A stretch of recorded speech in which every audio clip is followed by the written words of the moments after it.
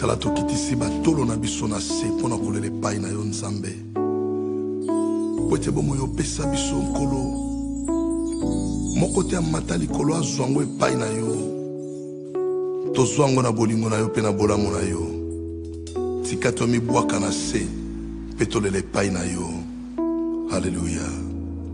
Bolamu na yo yango tozotatola nkolo Yesu yozali nzambe n'est pas sans risque.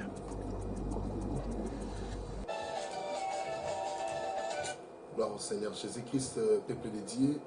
Nous sommes devant vous sur CPLA TV, la chaîne des Boss Brova. C'est votre bien-aimé le pasteur Joël Long avec votre émission La Réunion Sainte. Aujourd'hui, je ne suis pas seul. Je suis avec un homme de Dieu que je connais très bien, que j'aime beaucoup. C'est un homme qui parle bien de la part du Seigneur, un homme qui connaît le Seigneur, qui craint le Seigneur. Il est notre invité ce soir. Et voilà pourquoi j'ai le réel plaisir de vous présenter notre invité. Et il va se présenter et le peuple de Dieu ensemble, nous allons découvrir cet homme de Dieu que Dieu utilise beaucoup dans son ministère. Alors voilà, merci le régie va nous ouvrir le plateau pour recevoir notre invité. Merci beaucoup, le pasteur. Nous t'accueillons au nom du Seigneur Jésus-Christ. Si vous pouvez présenter devant le peuple de Dieu. Merci beaucoup, pasteur Joël, pour l'invitation. C'est vraiment un honneur pour moi de participer à cette émission. Je suis le docteur Paul Kabasele. Je suis le pasteur responsable de l'Assemblée chrétienne de Rocher des Âges à Tooting Broadway. Ok. Les Rochers des Âges à Tooting Broadway. Le docteur Paul Kabasele, vous pouvez nous donner l'adresse de l'église pour savoir, par exemple, les gens ont besoin de vous contacter ou venir là où vous êtes pasteur, là où vous œuvrez, l'adresse de l'église, et ainsi de suite, pour le peuple de Dieu, s'il vous plaît. Merci. En ce moment, nous nous réunissons dans le building de Tooting Methodist Church. C'est sur 39 Longmead Road, SW17 8 p.m. Et nous tenons nos réunions là-bas tous les dimanches de 14h à 16h30. Et les jeudis de 19h à 21h, nous avons études bibliques. Mais nous allons nous déplacer bientôt. À partir du mois de mai, nous serons sur 147 Upper Norwood. Et ça, c'est Norwood Hill, dans Upper Norwood. Et nous aurons le temps d'annoncer. Donc, c'est à partir du mois de mai que nous serons dans Upper Norwood. Ok. Ouais. Gloire au Seigneur Jésus-Christ, le peuple dédié. Voilà, le docteur Paul Kabasele est avec nous. Mes excuses. Le docteur Paul Kabasele est avec nous. Vous avez suivi les adresses de l'église. Alors, pasteur Toyamio Awane Semonyo Sonakimia Nyoso. Moi, c'est le pasteur Joël Longo, Tozana Jesus King Ministry. Chaque dimanche de 10h à 13h, assis à Londres, à Kennington. Et puis 14h à 17h, à Dagenham. Ceux qui ont des cicatrices, ils ont appelé M. Longo. Alors, dans notre émission aujourd'hui, avec le docteur Paul Kabasele, nous voulons parler sur un thème qui est très important. Alors, c'est au docteur de nous faire découvrir un autre thème de cet après-midi afin que nous puissions essayer un peu de partager cette parole de Dieu qui bénit le peuple de Dieu. Cette parole qui doit nous donner l'intelligence, la connaissance pour comprendre Dieu dans sa totalité et connaître Dieu, comment servir Dieu, comment marcher selon la parole de Dieu. Mais tout cela, si nous ne sommes pas enseignés, ça sera impossible de marcher comme Dieu veut que nous puissions marcher sur cette terre. Voilà pourquoi nous avions appelé le docteur Paul Kabasele, parce que moi j'aime beaucoup le ministère des docteurs. Parce que c'est là où je trouve l'enseignement profond pour expliquer les choses cachées au peuple de Dieu, afin que la lumière de la parole soit éclairée à tout le monde. Amen. Et voilà pourquoi votre présence est là.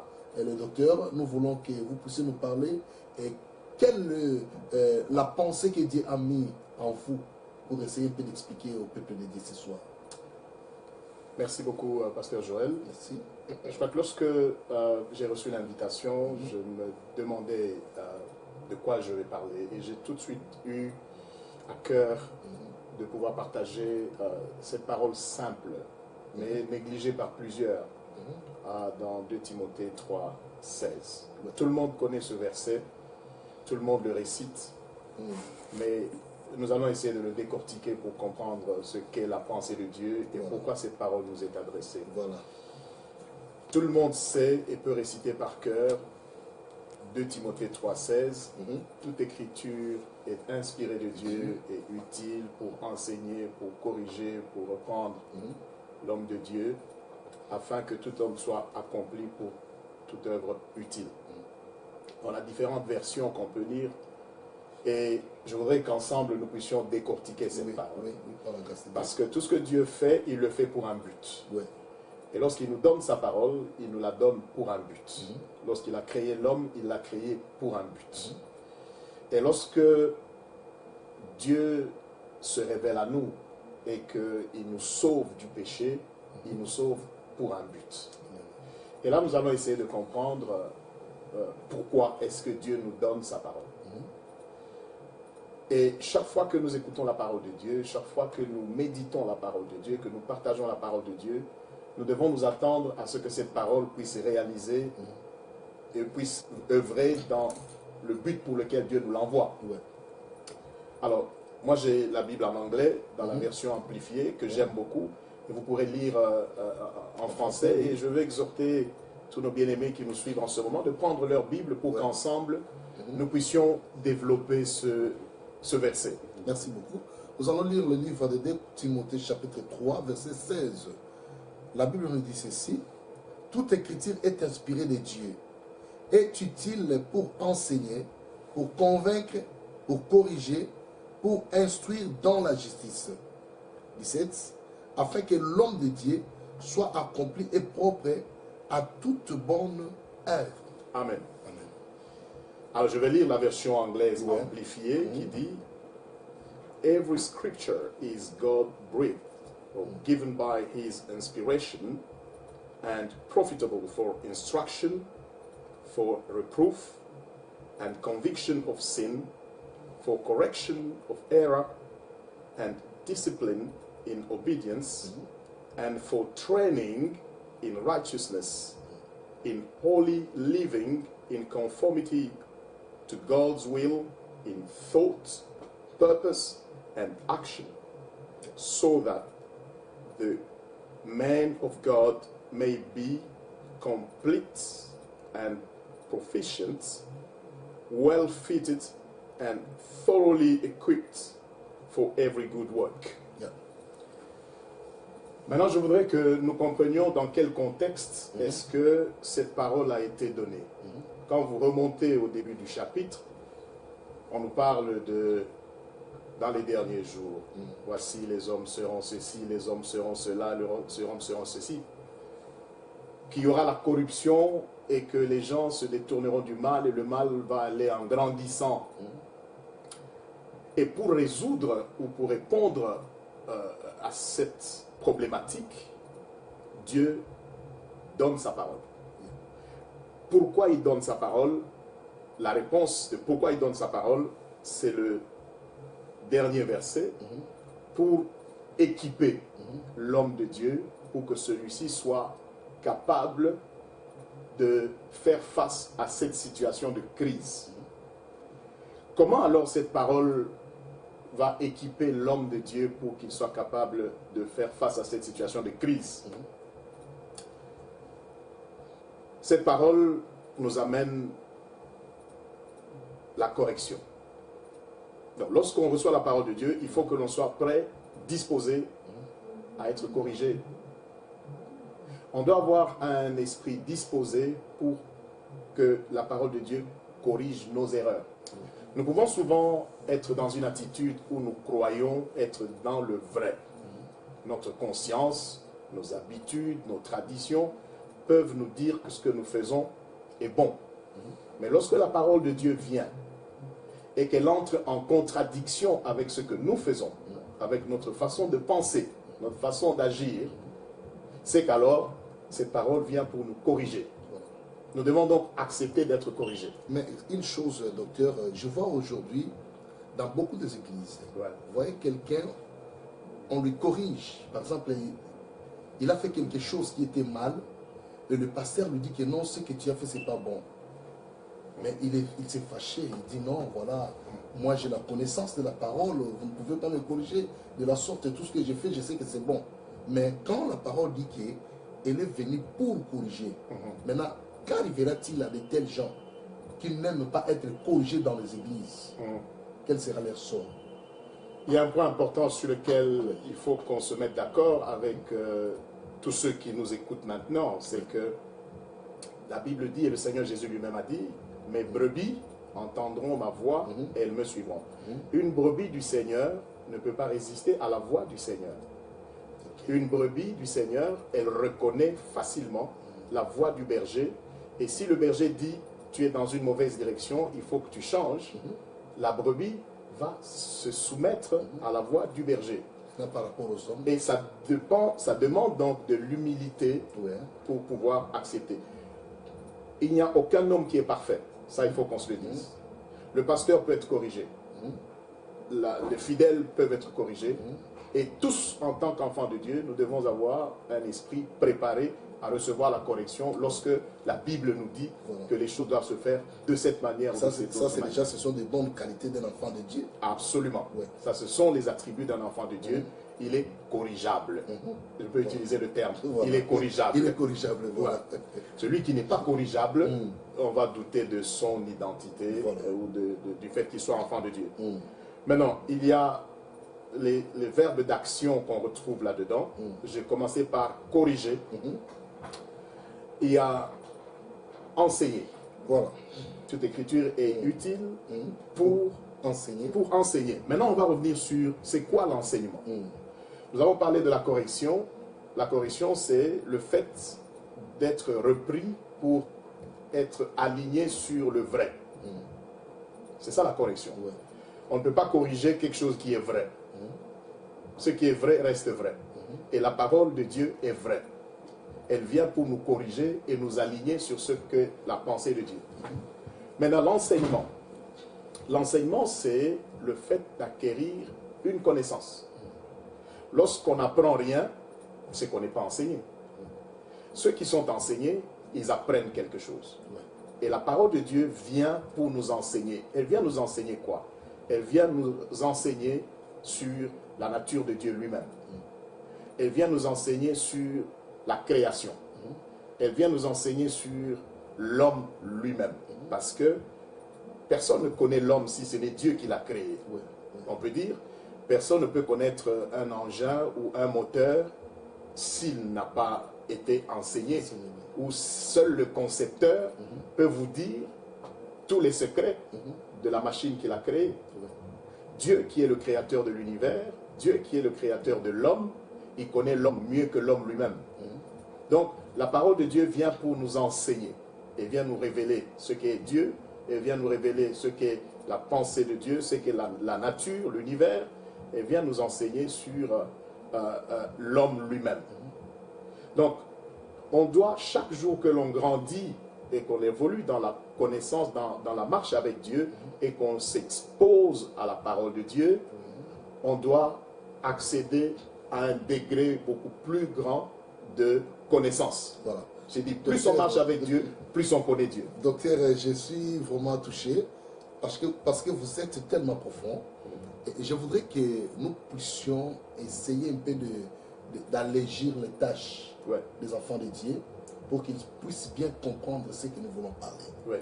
Parce que je vois là, vous êtes beaucoup plus plongé dans la doctrine et beaucoup plus plongé dans les choses qui sont vraiment tâchées.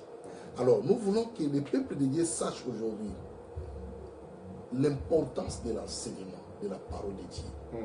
Quelle est la base qui doit amener, après avoir écouté l'enseignement de Dieu, comment est-ce que les peuples de Dieu auront la base de cet enseignement de la parole? Vous savez, la parole de Dieu, c'est la nourriture. La connaissance, c'est ce qui bâtit l'homme. La Bible dit, mon peuple périt parce qu'il lui manque la connaissance. Et la connaissance vient de l'enseignement. On peut être des chrétiens très émotifs, des chrétiens très superficiels. Tant qu'on restera superficiel sans connaissance, on sera la proie de l'ennemi. Mais plus on connaît Dieu, plus on a des racines. Donc la connaissance, c'est ça qui nous permet d'avoir des racines et d'avoir une vie stable, une vie équilibrée, de faire des progrès dans notre marche avec Dieu. Alors de manière pratique, je vais peut-être essayer de break down ça.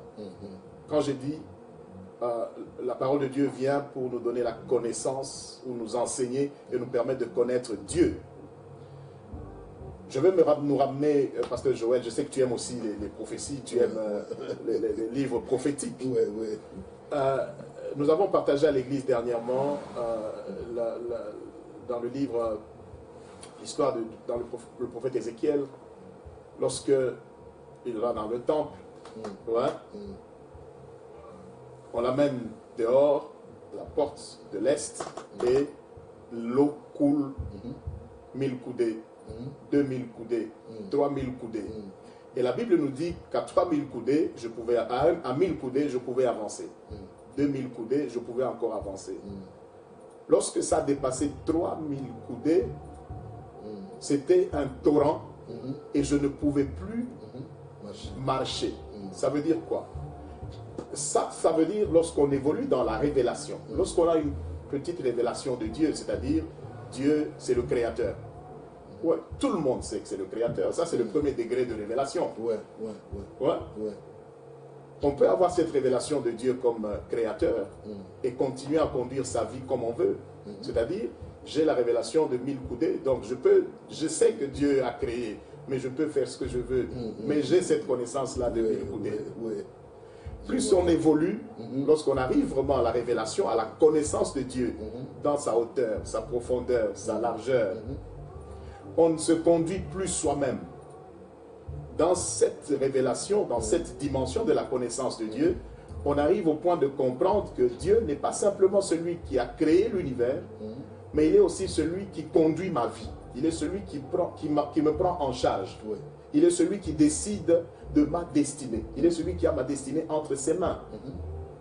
Donc, quelqu'un qui arrive à cette dimension-là de révélation, il se laisse guider par Dieu, il se laisse amener par Dieu là où il veut, parce que quand les torrents coulent, il t'amène où tu veux. C'est pas toi qui décides d'aller où tu veux, mais c'est le torrent qui t'amène là où il veut. Donc, toute écriture est utile pour nous donner cette connaissance-là.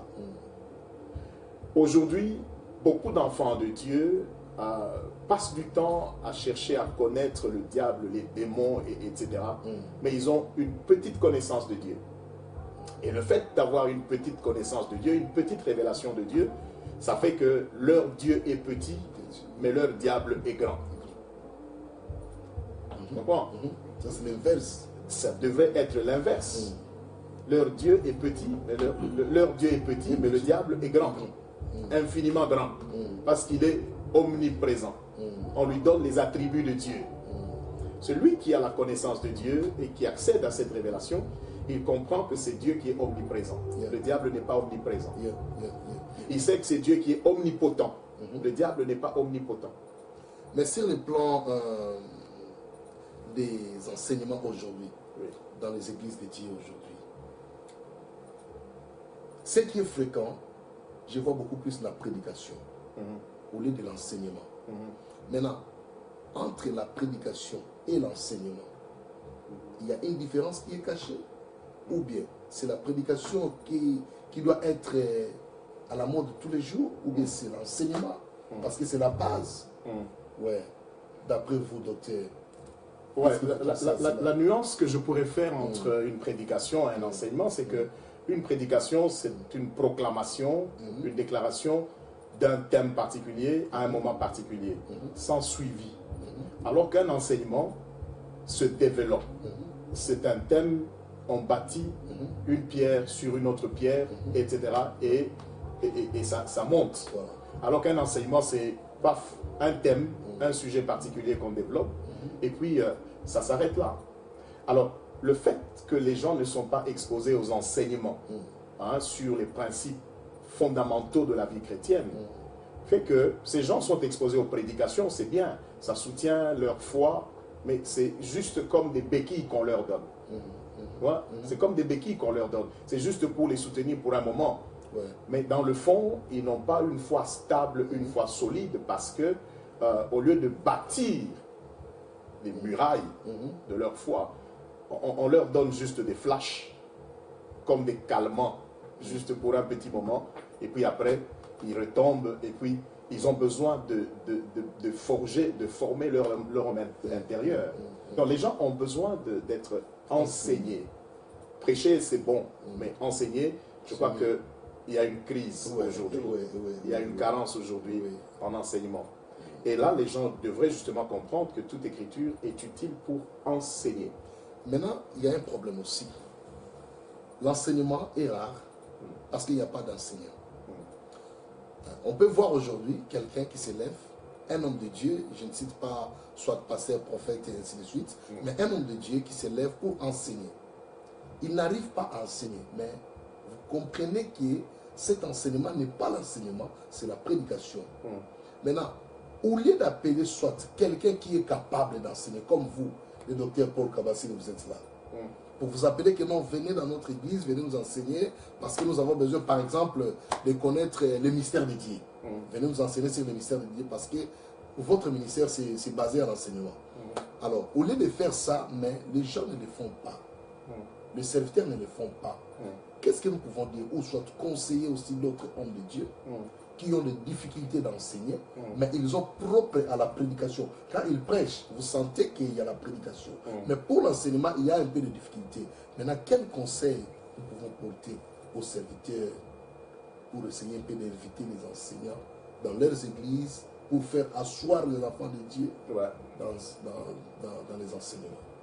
Oui, la première chose ici, c'est d'abord de reconnaître que nous avons tous reçu chacun un don particulier. Nous sommes différents. Mais il n'y a personne qui est supérieur à l'autre. Nous sommes tous différents. Mais nous devons comprendre que dans cette différence, nous devons tous travailler dans l'unité pour un but, c'est-à-dire l'édification du corps de Christ, l'édification des saints. Tous les ministères que Dieu nous a donnés doivent contribuer à l'édification du corps de Christ. Maintenant, dans le fait de ne pas reconnaître ses limites, c'est une faiblesse. Le fait de ne pas reconnaître ses limites, c'est une faiblesse. Et lorsque je lis dans ma version ici, il y a un terme qui est utilisé très bien ici, la proficiency. Je ne sais pas comment ça se traduirait en français. Quand tu fais une interview, qu'on te demande quel est ton niveau d'anglais, on te dit est-ce que tu as le basic ou bien proficient. Proficiency, ça veut dire que tu maîtrises. Ok? Et là, ce que Dieu veut, c'est que l'homme de Dieu, le dernier verset, dans ma version amplifiée, il dit afin que l'homme de Dieu soit accompli et propre à toute bonne œuvre. Accompli et propre à toute bonne œuvre. So that the man of God may be complete and proficient. Écoutez, nous pouvons tous jouer au football, hein? Mais le fait de kick et ball ne veut pas dire que tu joues au football. Tout le monde peut dire je joue au football, mais il y a des niveaux. Il y a ceux qui jouent with proficiency et ceux qui jouent juste en amateur. Et dans les choses de Dieu, le fait de prendre la Bible et de lire et de faire une déclaration ne suffit pas. Vous devez maîtriser ce que vous dites. Parce qu'on trouve des gens qui, malheureusement, disent une chose aujourd'hui et demain, vous les retrouvez en train de dire le contraire de ce qu'ils avaient dit. Donc, finalement, ils ne maîtrisent même pas ce qu'ils sont en train de dire. Des gens qui sont incapables, malheureusement, de rester constants dans la doctrine. Ils sont de gauche aujourd'hui, demain, ils sont de droite. Et ils croient que tout est bon. Non, mais les choses de Dieu sont, il y a ce qu'on appelle, ce que j'appelle la loi du tout ou rien. Ou c'est vrai, ou c'est faux. Il n'y a pas de tiers mesure. La loi du tout ou rien. Du tout ou rien. Ou c'est vrai, ça ne peut pas être partiellement vrai et partiellement faux. Ou c'est absolument vrai, ou c'est faux. Lorsque vous faites le mélange, ça devient faux. C'est pour ça que Dieu dit à Josué que ce livre de la loi ne s'éloigne pas de toi. Médite-le jour et nuit afin d'agir fidèlement selon ce qui est écrit. Ne t'en détourne ni à gauche ni à droite. Aujourd'hui, on se détourne à gauche, on se détourne à droite et on pense qu'on est Donc, le problème, c'est quoi? Pour répondre à ta question, pourquoi on n'invite pas, on ne met pas l'accent sur l'enseignement? Pourquoi il y a cette crise d'enseignement dans nos communautés? C'est simplement parce que, premièrement, on ne reconnaît pas ses limites. Deuxièmement, il y a cette conception de l'Église même, où je pense que c'est mon Église, ce sont mes brebis, et que si j'appelle ce frère, il risque de venir prendre mes brebis. Les brebis. Oh, ce sont les brebis du Ce sont les brebis du Seigneur. Seigneur. Ce sont les brebis du Seigneur. Alors, passons un peu pour convaincre. Maintenant, comment convaincre quelqu'un dans la parole de Dieu? Par exemple, quelqu'un qui n'est pas un chrétien, pour ne pas citer les religions, il n'est pas un chrétien, mais il faut aller les convaincre, parce que la Bible nous dit que cette parole aussi est utile pour convaincre. Alors, comment il faut convaincre le cœur des gens? La seule façon de convaincre, je vais peut-être marrer les gens, la seule façon de convaincre, c'est de convaincre. C'est de convaincre, voilà. Alors, vous ne pouvez pas convaincre si vous-même, vous n'êtes pas convaincu. Voilà.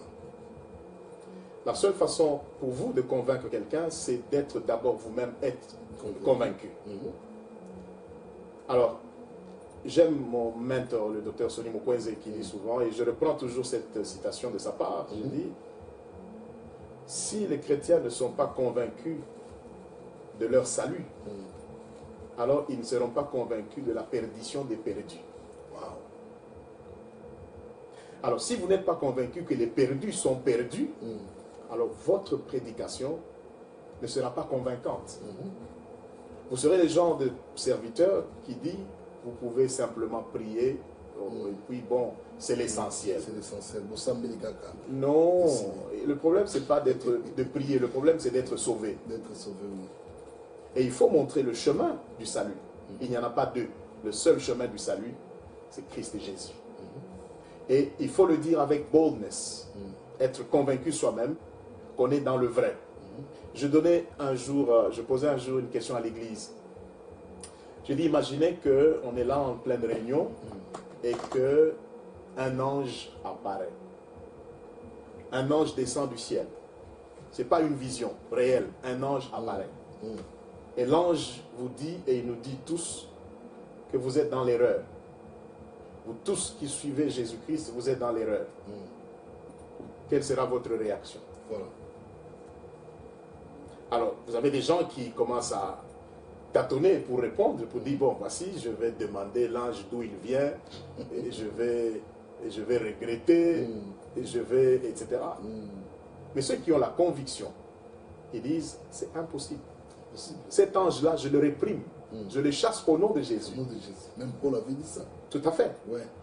Voilà l'exemple de Paul qui clairement dit, même si un ange venait et qu'il venait avec un autre message que celui-ci, qu'il soit maudit. Alors aujourd'hui, nous tâtonnons parfois. Les gens tâtonnent parfois.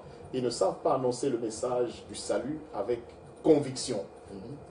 Donc, comment annoncer ce message avec conviction? D'abord, c'est votre attitude vous-même, la manière dont vous proclamez ce message. Deuxièmement, donnez les bases scripturaires, parce que ça ne vient pas de vous. Donnez les éléments de la parole qui soutiennent votre déclaration. Et il faut connaître ces messages, il faut connaître ces paroles, ces piliers, comme je les appelle, qui vous permettent de tenir ferme et de déclarer ce que vous déclarez avec conviction, sans douter. Personne ne peut me dire le contraire de ce que je crois. Donc, être convaincu qu'on est sauvé et être convaincu que ceux qui n'ont pas Jésus-Christ sont perdus. Bon, il n'y a pas de tiers de milieu. Et souvent, on dit, bon, est-ce que vous pensez que tous ces milliers qui n'ont pas Jésus vont être perdus? Ce n'est pas un problème de milliers. C'est un problème de chemin.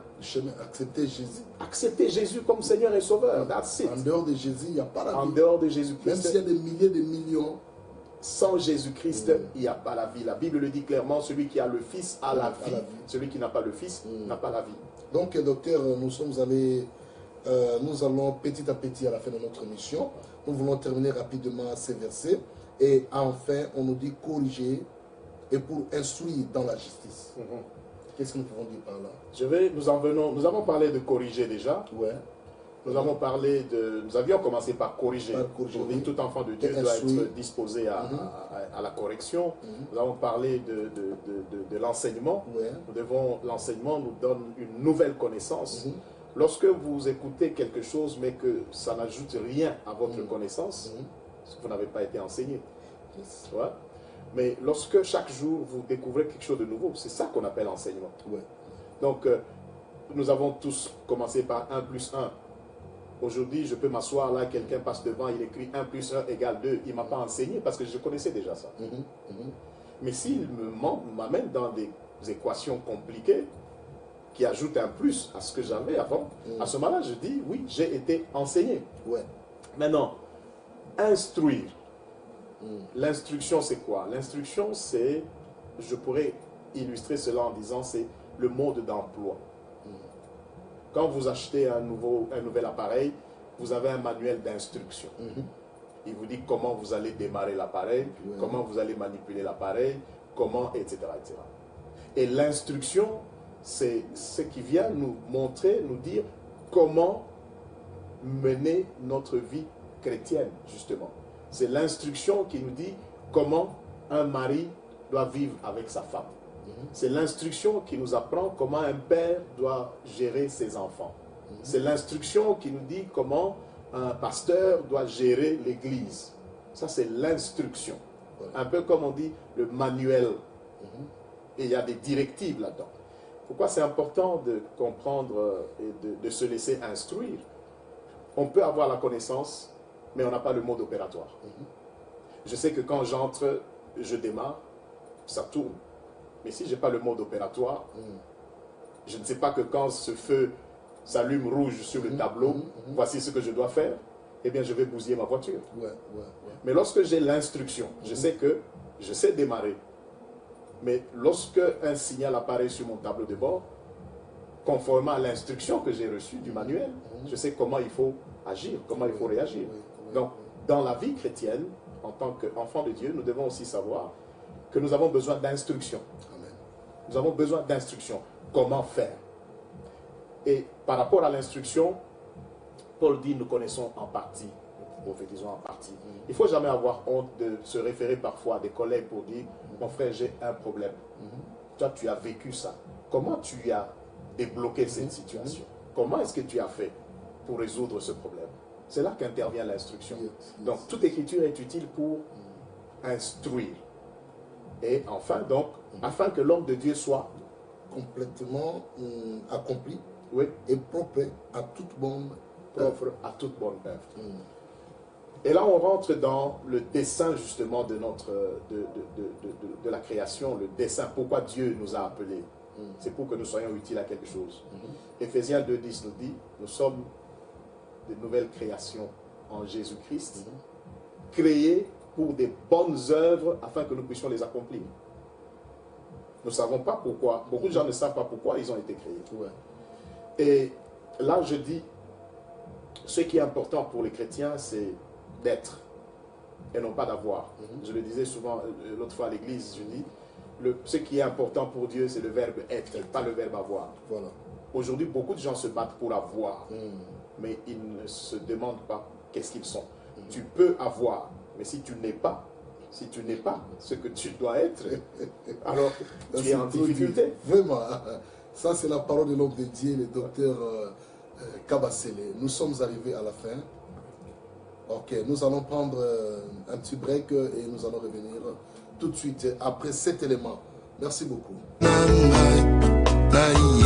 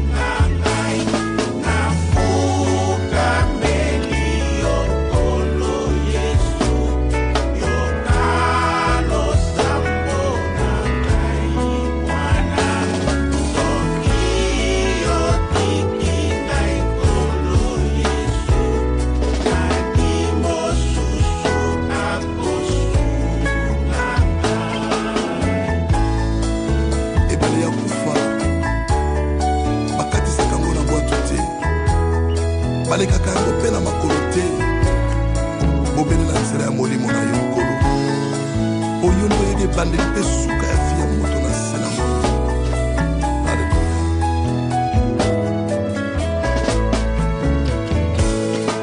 Mokili oyo etondi mabe kolotambwisa ngai na ngolu na yo nazala seko pembeni na yo na. Voilà, peuple de Dieu, nous sommes là encore. Ça, c'est la chanson Tolonacé, Nafuka Melio, qui va bientôt être déjà sur le marché. Je ne savais pas que tu étais un bon chanteur. Super, gloire à Dieu. Gloire au Seigneur, même la guitare aussi. Ah, mais super. Ouais, c'est ça. Dieu m'a fait cette grâce, donc voilà. Ouais. J'ai mis cette œuvre en action. Gloire au Seigneur. Bientôt, l'album sera là, avec 6 titres. Gloire au Seigneur Jésus. Voilà, nous continuons avec le docteur Paul Kabasele. C'est lui qui nous parle de Timothée 3,16. Vraiment, nous sommes bénis par la présence de cet homme de Dieu qui parle bien, qui enseigne très bien. Et déjà, nous avons reçu le message de bien-aimé John Mandungu à partir de Irlande. Il dit, docteur Paul Kabasele, excellent enseignant, God bless. Merci beaucoup, John. Que Dieu te bénisse aussi. Voilà. Donc, toi et toute ta famille. Que Dieu te bénisse. Merci. Gloire au Seigneur Jésus. Docteur Kabasele, nous vous écoutons. Comme je disais en introduisant que le 2 Timothée 3,16 a été donné dans un contexte. Et si nous restons dans ce contexte et nous regardons la vie de l'Église aujourd'hui, nous regardons la situation de nos communautés, nous devons comprendre que la mission de l'Église, la mission des chrétiens, la mission des serviteurs, c'est d'être et de donner une réponse à la communauté, de donner une réponse à la nation. Comment est-ce que nous allons donner la réponse? C'est en nous équipant, c'est en devenant proficient, et c'est en acquérant la connaissance, en acceptant la correction, pour que finalement, lorsque nous sommes largués dans la communauté, que nous puissions avoir de l'impact. N'oublions pas que nous sommes le sel de la terre et la lumière du monde. Et la Bible dit, si le sel perd sa saveur, à quoi cela sert-il encore? Sinon qu'à être jeté et foulé aux pieds. Aujourd'hui, beaucoup de gens se plaignent pour dire, voici, les païens ne respectent pas les chrétiens, les païens ne respectent pas l'Église, et tout ça.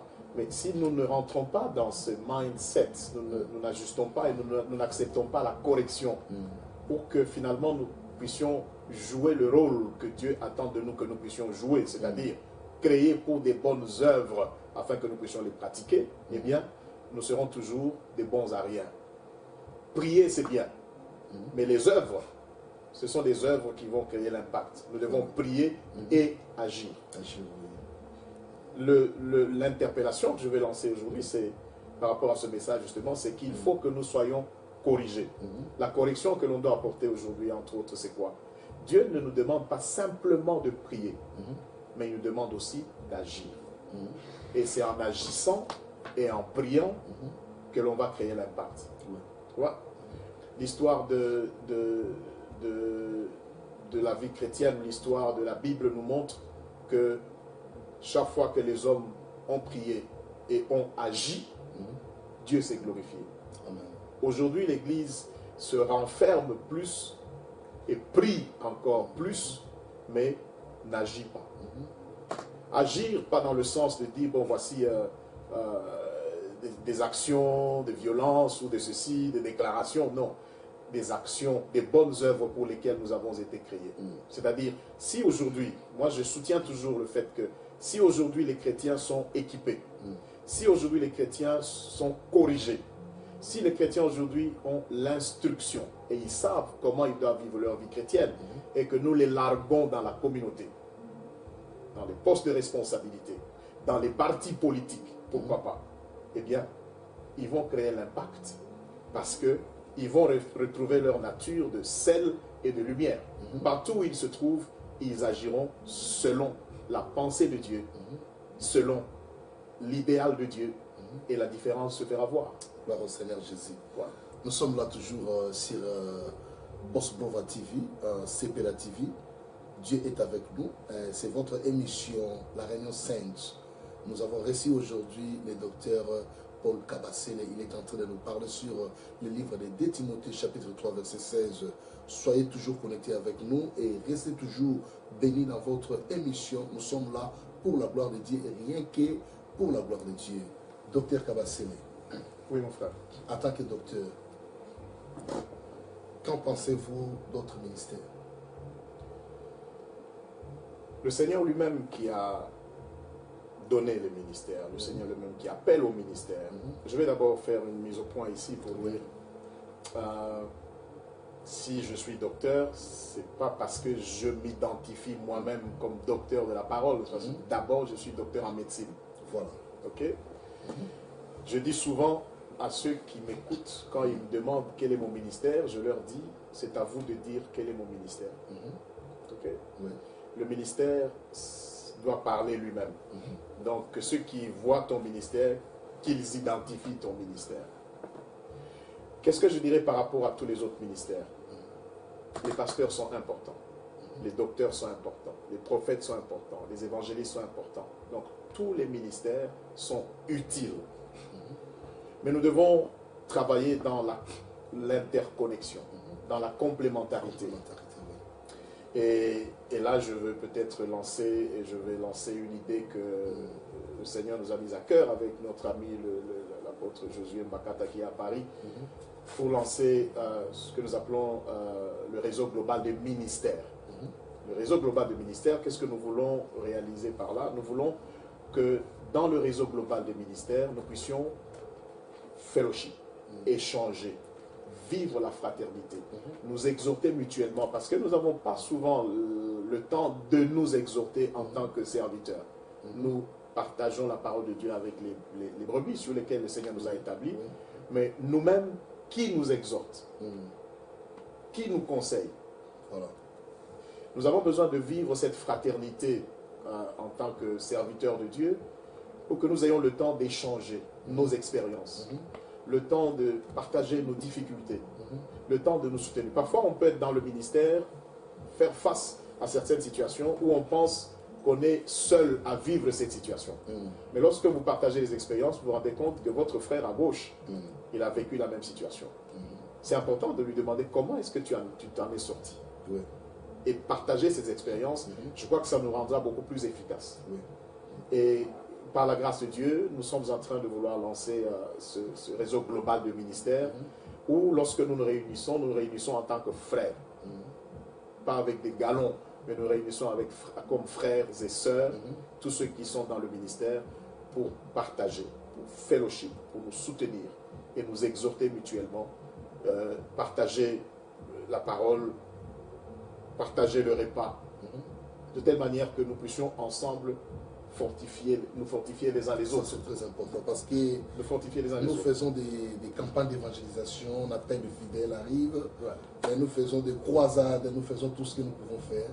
Mais pour les serviteurs de Dieu, je pense que ça c'est une très bonne idée qu'il faut mettre en marche afin que les serviteurs et les servantes de Dieu puissent venir ensemble, travailler ensemble, parler de nos expériences, parler de ce que nous pouvons faire demain.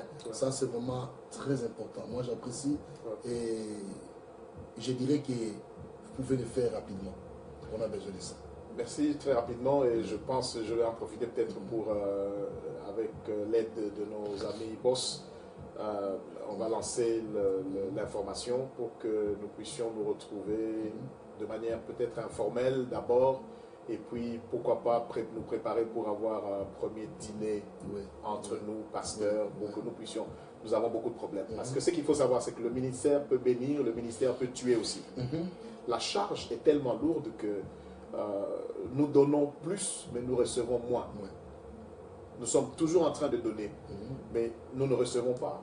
Et si nous ne nous soutenons pas nous-mêmes, en tant que serviteurs, qui va nous soutenir? Et nous devons donc comprendre que les ministères ont été donnés par le Seigneur et que nous sommes appelés à nous soutenir mutuellement pour être encore plus efficaces. Pour être encore plus efficaces. Ça, c'est très important. Maintenant, un message pour l'Église d'aujourd'hui, concernant les messages que nous venons d'enseigner au peuple de Dieu? Quel est le message, ou soit, je dirais quoi, la synthèse de tout ce que nous venons de dire pour essayer un peu de faire comprendre à quelqu'un qui était peut-être absent, il est venu de nous rejoindre. Maintenant, quelle est la synthèse de cet enseignement auprès de nos enfants de Dieu? Merci, Pasteur Joël. La Bible dit que c'est poussé par l'esprit que les hommes ont parlé de la part de Dieu. Et toute écriture est inspirée par Dieu et utile pour enseigner, pour corriger, pour convaincre.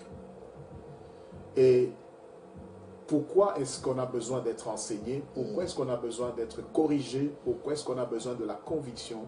C'est parce que Dieu veut des serviteurs équipés, des serviteurs équilibrés, des serviteurs convaincus et aptes à accomplir l'œuvre selon la pensée de Dieu. Et que ce soit du pasteur, de l'évangéliste, de tous ceux qui sont dans le ministère, jusqu'aux fidèles dans l'Église, nous devons avoir ce qu'on appelle en anglais a teachable mind. Nous devons avoir un esprit préparé à recevoir des nouveautés, un esprit préparé à la correction. Et que l'on se dise, lorsqu'on entend un enseignement, on se dise, oh, mais moi je croyais que c'était ça. Donc c'est comme ça, alors je shift et je m'aligne sur ce qui est vrai. Nous avons besoin de nous soutenir mutuellement en tant que serviteurs et servantes de Dieu pour que chaque ministère puisse être exercé dans le corps de Christ. Que les enseignants puissent enseigner comme ils sont appelés à enseigner, que les pasteurs puissent paître comme Dieu veut qu'ils puissent paître, non pas comme ce que eux pensent que c'est comme ça qu'ils doivent le faire, et que la parole de Dieu soit dispensée droitement et n'a pas besoin d'être diluée. Souvent, on a tendance à penser que la parole de Dieu doit être taillée sur mesure parce qu'il y a des gens qui peut-être ne vont pas accepter une parole dispensée de cette manière-là sans la falsifier. Et il y a des églises où les gens se disent voici, il ne faut pas parler de cet aspect des choses parce que les gens risquent de fuir. Quel est le bénéfice que vous aurez si vous remplissez votre temple avec des gens qui finalement iront en enfer? Quel est le bénéfice que vous recevrez? N'oubliez pas, serviteurs de Dieu, que nous qui sommes appelés à l'enseignement, nous serons jugés sévèrement. Et que celui qui parle de la part de Dieu, qu'il parle comme annonçant les oracles de Dieu. C'est bon de nous rendre compte que nous devons équiper le peuple de Dieu, que nous devons former des hommes qui puissent réellement être des hommes utiles à la communauté, des hommes et des femmes utiles et capables de rayonner, parce que l'Église est appelée à rayonner. Prier, c'est bien, mais Dieu attend de nous que nous puissions pratiquer les bonnes œuvres pour lesquelles nous avons été créés en Jésus-Christ. Gloire au Seigneur Jésus, gloire au Seigneur Jésus. Mes bien-aimés dans les Seigneurs, que le nom du Seigneur soit béni. Aujourd'hui, c'était le docteur Paul Kabasele. Demain, peut-être, ça serait vous. C'est très important, nous avons besoin de vous, afin que nous puissions travailler ensemble et donner la connaissance que Dieu vous a donnée au peuple de Dieu, parce que cette connaissance que Dieu t'a donnée n'est pas seulement pour toi-même, mais c'est pour distribuer avec les enfants de Dieu, afin que l'église de Dieu soit mature aujourd'hui. Voilà, le docteur Paul Kabasele est là avec nous aujourd'hui. Papa, je ne sais pas si vous avez un dernier mot pour l'émission d'aujourd'hui.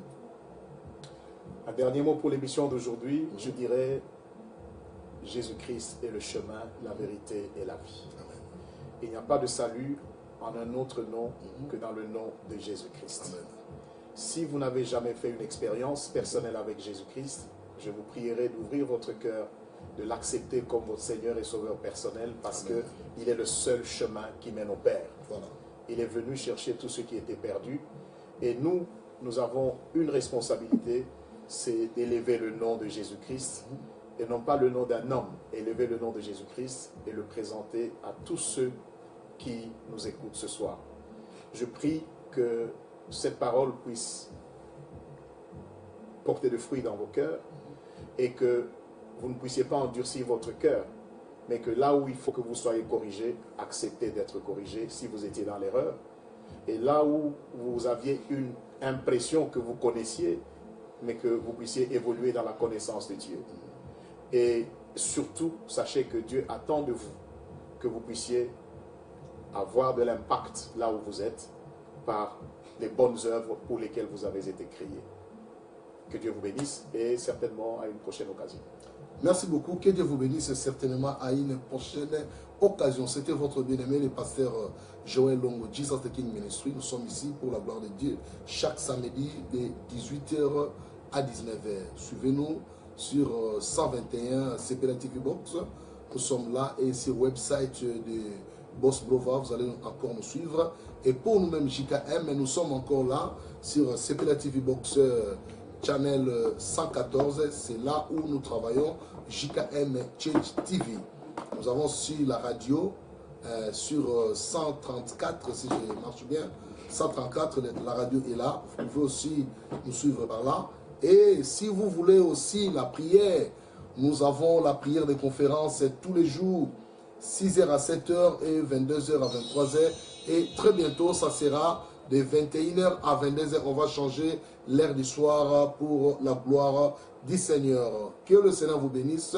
C'était là votre bien-aimé, le pasteur Joël Longo, dans une émission, La Réunion Sainte, une émission qui édifie le peuple de Dieu, une émission qui reçoit les serviteurs de Dieu, c'est-à-dire le ministre de Dieu, les chantres de l'Éternel, tout consort. Nous voulons que cette connaissance que Dieu nous a donnée, nous devons aussi les partager aux autres. Que le Seigneur vous bénisse. On était avec le docteur Paul Kabassele aujourd'hui, que je salue en disant merci papa, merci beaucoup pour l'acceptation de notre invitation. Merci beaucoup pasteur. C'est la première fois, mais ce n'est pas la dernière fois. C'était un plaisir et à tout temps, si le Seigneur le permet, on reviendra. Merci beaucoup. Alors, bye bye. Merci.